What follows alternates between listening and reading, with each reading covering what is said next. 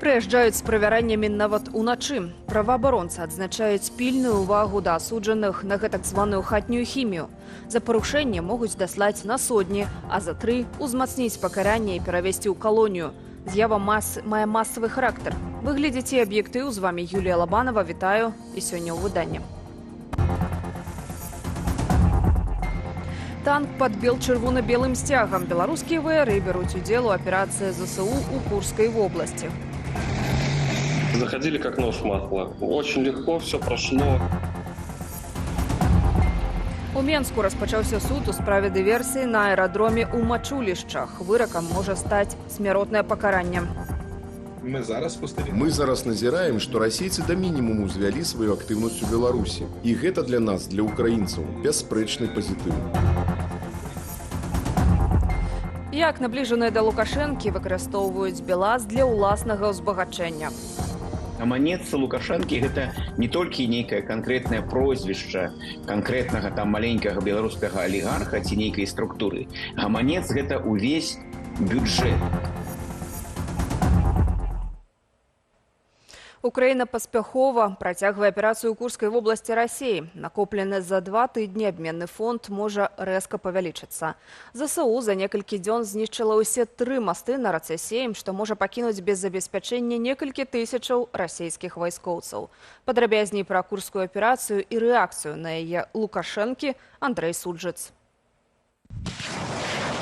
Першае ўварванне ў Расею з часу Другой сусветнай трывае 2 тыдні. Паводле Інстытуту вывучэння вайны, аперацыя прымусіла Крэмль перакінуць у Курскую вобласць каля 5000 вайскоўцаў з іншых кірункаў. Военнослужащие РФ, ваше командование вас бросило. Адцягнуць увагу і знішчыць як мага больш расейскага ваеннага патэнцыялу і ёсць адным з галоўных заданняў аперацыі ў Курскай вобласці, апавёў Уладзімір Зялёнскі. Праводзіць максімум контрударнай працы. У прыватнасці, стварэнне буфернай зоны на тэрыторыі агрэсара. Наша аперацыя ў Курскай вобласці. Усё, што дадае стратаў расійскай арміі, расійскай дзяржаве, іхнай абаронцы ды іхнай эканоміцы.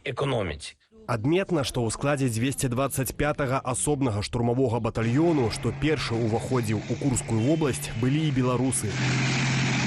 Удзельнік гэтай аперацыі з пазыўным «Жерар» адзначае вялікую колькасць расійскіх палонных. За все время войны, вот именно на этом направлении, каждый день берется очень много пленных. Даже на полномасштабном наступлении на Херсонщине, Изюм, столько пленных не было, даже и близко. Пленные, по-моему, там что-то, за 2000 уже перевалило. Але колькасць можа павялічыцца. У следчым камітэце Расіі заявілі, ЗСУ знішчылі 3-й мост праз раку Сейм. Знішчэнне апошняй пераправы можа дазволіць узяць у аблогу каля 2500 расійскіх вайскоўцаў. Российская группировка в заметной степени охвачена с 3 сторон. Разрушение 3 переправ через реку Сейм всерьез нарушит ее логистику, снабжение и возможность маневрировать. Например, перебрасывать подкрепление, либо отступить. На фоне украінскага прасоўвання Лукашенка у інтэрв'ю расійскаму прапагандысту між іншага казаў і пра магчымасць выкарыстаць ядравую зброю. Калі, край Божа, Путін сапраўды вырашыць скарыстацца ядернай зброяй, дакладна ён не будзе цікавіцца меркаваннем Лукашэнкі. Таму Лукашенко проста спрабуе скарыстацца гэтым момантам, каб узняць свой статус, што быццам бы важна з ім размаўляць, бо быццам бы ён таксама ядерная дзяржава. У якасці апраўдання за адвядзенне ад мяжы з Украінаю свайго войска Лукашенко паведаміў, вайскоўцы і ўзбраенне вярнуліся на поўдзень Беларусі. Считайте, треть армии мы ввели, и даже на Западе мы провели мобилизацию и перекинули на юг, на полигон, готовить наши части. Это было плановое мероприятие. Там тоже несколько тысяч ребят готовятся с северо-западного направления. Аднак у памежнай службе Украіны павелічэння колькасці тэхнікі або асабовага складу беларускіх падраздзяленняў на мяжы не заўважылі. Глядзець на перамяшчэнне тэхнікі на зямлі, гэта важна. Заявы Лукашэнкі не так важныя. Таму яны, канешне, і не пераконваюць ужо Кіеў. І мы пачыналі казаць, гэтыя заявы зараз скіраваныя на расійскую аўдыторыю, гэта інтэрв'ю расійскую тэрміналу. Адпаведна, так, Расія хоча пабачыць, што Лукашенко ўсё сур'ёзна, ёй дапамагае. А тым часам у міністэрстве абароны Беларусі паведамілі пра пачатак вучэнняў з прадстаўнікамі медыяў. Асноўны ўхіл на навучанне навыкам працы ў зоне ўзброенага канфлікту. Да якога канфлікту рыхтуюць прапагандыстаў, у Мінабароны не апавялі. Андрэй Сульжыц, Белсат. Вядомае на ўвесь свет машынабудаўнічае прадпрыемства Беларусі «БелАЗ» сталася сапраўднай кармушкай для сваякоў і набліжаных Лукашэнкі. Гэта сцвярджае новае расследаванне аб'яднання «Белпол». Якія менавіта схемы дазваляюць абкрадаць дзяржаўны бюджэт і чаму карупцыя застаецца магчымай у нашай краіне. Наступны матэрыял. Десятки тысяч документов, схемы, десятки фигурантов и миллиарды долларов. Новое расследование Белполу – першая частка фільму про тое, як мільённыя доходы дзяржаўнага прадпрыемства «БелАЗ» праз фірмы-пасярэдніцы ідуць на расійскія рахункі сям'і Лукашэнкі ды іхных набліжаных. У нас есть холдинг, который не может, просто не имеет права ничего продавать конечному какому-то потребителю. Создается целая цепочка из дилеров, то есть основным является торговый дом, у него есть тоже дилеры, и в каждом из этих вот дилеров, а их много, там, по-моему, порядка более 20 дилеров, везде присутствует либо президентский спортивный клуб, либо люди, которые аффилированы непосредственно с ним. У расследаванні акурат апавядаецца, як прэзідэнцкі спартовы клуб, якім нязменна кіруе сярэдні сын Лукашэнкі Дмітрый, паступова забірае сабе кіраванне прадпрыемствам. Частка фільму прысвечаная гісторыі першага гаманца Лукашэнкі Юрыя Чижа. Несомненно, никакими компетенциями они обладать в плане торговли, маркетинга или того же самого постпродажного обслуживания или чего-то еще, они, конечно же, не могут. Поэтому вся их функция, скорее всего, это то, чем всегда власть занималась. Это попытка сесть на потоки, за ними следить, чтобы, в общем, ничего не ушло из-под их надзора. Да таго ж, гаманец Лукашэнкі гэта не толькі нейкае канкрэтнае прозвішча канкрэтнага маленькага беларускага алігарха ці нейкай структуры. Гаманец гэта увесь бюджэт. Вось у гэтым праблема, таму што Лукашенко можа рабіць з гэтым бюджэтам усё, што заўгодна. Расследаванне Белполу не першае такога кшталту. Карупцыйныя схемы Лукашэнкі незалежныя журналісты раскрываюць рэгулярна. Да прыкладу, на пазамінулым тыдні беларускі расследавальніцкі цэнтр апавядаў пра раскраданне дзяржаўных грошай з Белкалію. Паводле расследавальнікаў, пры экспарце ўгнаенняў за перагрузку тавараў з цягнікоў на судна ў Санкт-Пецярбурзе прадпрыемства значна пераплочвае. Пры рынкавай цане, да якой яны не павінны даставаць у $11, яны у выніку Беларускалі плаціць $20, але да порта даходзяць тыя $11, а $9 застаецца у гэтай кіпрыёцкай пракладцы пад назвай Димикандум Инвест Холдинг, і агульная сума скрадзенага такім чынам за толькі 23 год гэта $35 мільёнаў. Пры гэтым Лукашенко ўсе гады ва ўладзе рэкламуе сябе як змагара з карупцыяй. Коррупция – это ржавчина нашей экономики, я всегда об этом говорил, наносит жесточайший ущерб нашему государству, не только в экономическом плане, но и в политическом. Чаму ж тады дзяржава не перашкаджае карупцыйным схемам і не карае вінаватых нават пасля апублікаваных журналістамі доказаў?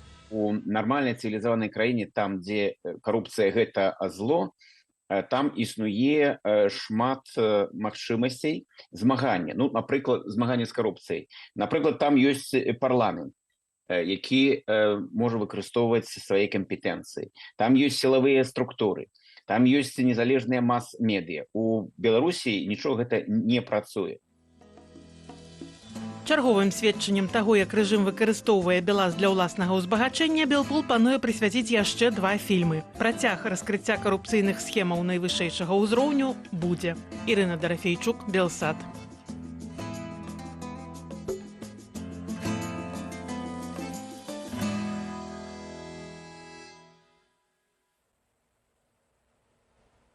У Менскім гарадскім судзе пачалі разгляд справы аб дыверсіі на аэрадроме ў Мачулішчах, што адбылася летась у лютым. Тады ў выніку выбуху пашкодзіла расійскі вайсковы самалёт дальняга радыалакацыйнага выяўлення А-50. Затрыманаму ў справе пагражае смяротны вырак. Каго і паводле якіх артыкулаў следчы камітэт вінаваціць у здарэнні, Кацярына Гардзеева.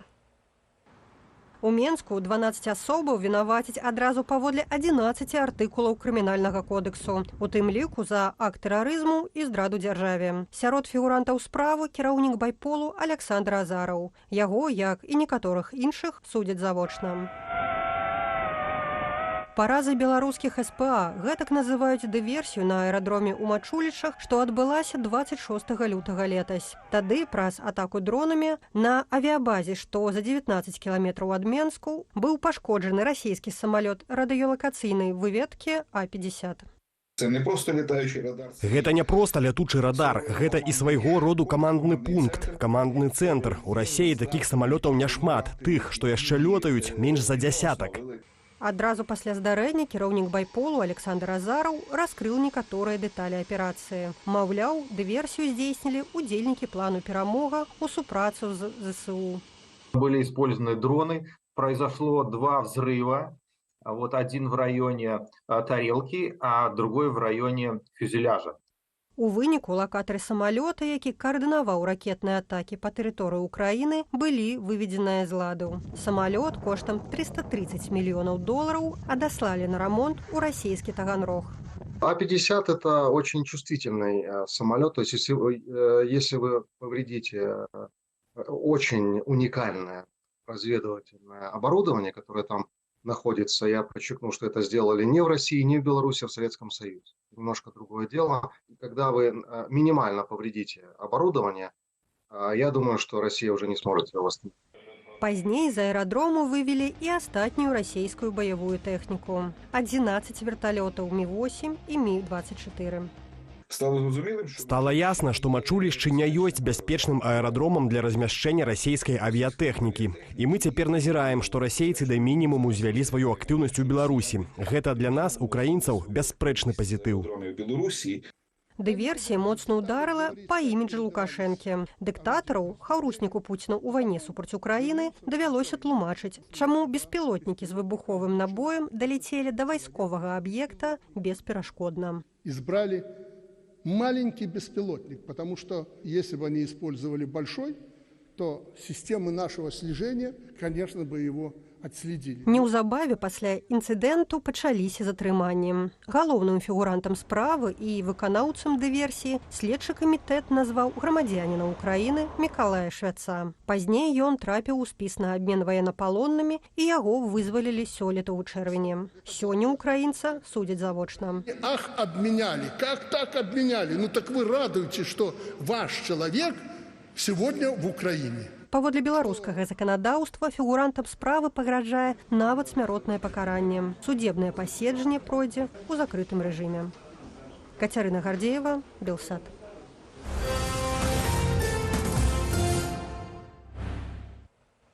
Затрыманы ў пятніцу ў Пружанах пробашч мясцовай парафіі у небаўзяцця найсвяцейшай панны Марыі Павел Ярашевіч на волі. Ксяндза вызвалілі, прысудзіўшы штраф 1200 рублёў за падпіскі на так званыя экстрэмісцкія медыі і сканфіскаваўшы тэлефон. Отец Павел вядомы сярод іншага сваімі эфірамі на Ютубе, дзе тлумачыў сэнс тых ці іншых каталіцкіх сакраментаў ды адказваў на пытанні вернікаў. Беларусь займае другое месца ў свеце ў колькасці арыштаў каталіцкіх святароў. Паводле справаздачы таварыства «Дапамога касцёлу» у патрэбе, толькі летась у Беларусі былі затрыманыя 10 ксяндзоў.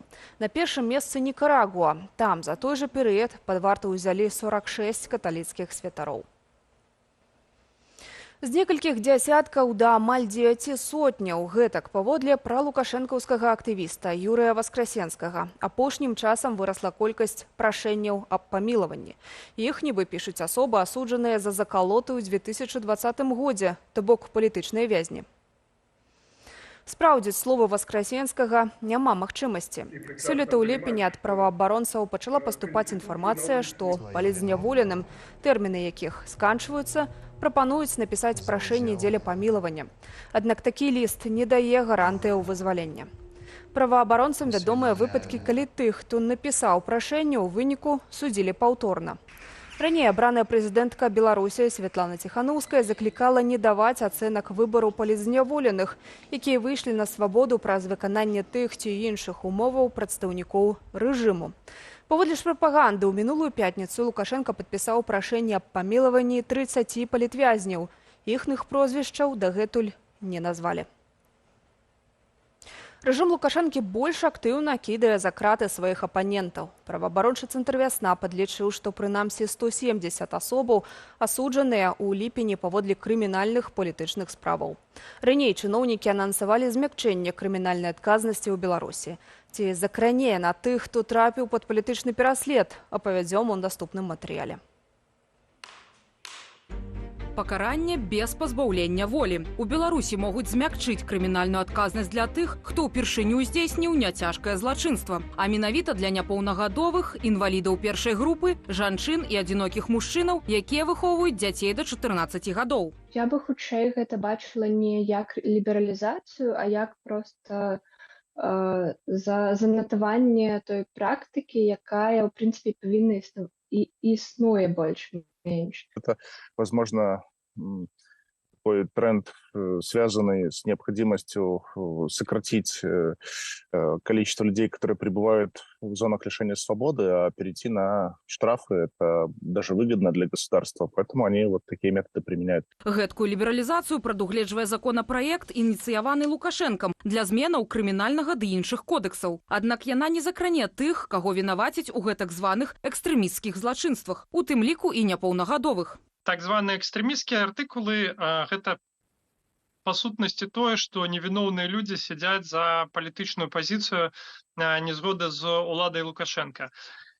І, на жаль, мы бачым, што для іх умовы застаюцца больш жорсткімі, чым для людзей, якія сапраўды сатварылі нейкае рэальнае злачынства. Заканадаўчыя змены рэжым прапануе і для адказнасці за наркатычныя злачынствы. Гэтак ніжні памер пакарання за збыт наркотыкаў у складзе арганізаванай групы могуць знізіць з 10 до 8 гадоў. Мы чакаем, што аўтаматычна людзям па асуджаным па 4-й частцы артыкула 328 ім пачнуць змяншаць гэты тэрмін зняволення на 2 гады мінімум. Таму што такое было ў 2019 годзе, калі зменшалі тэрміны людзям, асуджаным па 3-й частцы і другой суадносна.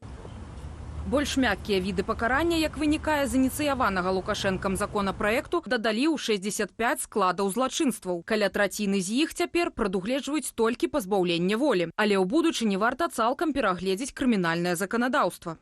Третье, для того, чтобы число людей, которые находятся в зонах лишения свободы, было минимально. Есть пример, там Дания, например, где абсолютно очень небольшой процент или даже в количествах можно исчислить людей, которые находятся в тюрьмах. И тюрьмы не должны быть методом для того, чтобы человеку ломать судьбу. Паклапаціўся Лукашэнка і пра ўласную бяспеку. З ягонай падачы ў крымінальны кодэкс дададуць артыкул, што прадугледжвае адказнасць за гвалт або пагрозы гвалтам у дачыненні былога прэзідэнта краіны ці ягоных сямейнікаў. Тэрмін пакарання да 8 гадоў зняволення. Ірына Юрыева, Белсат.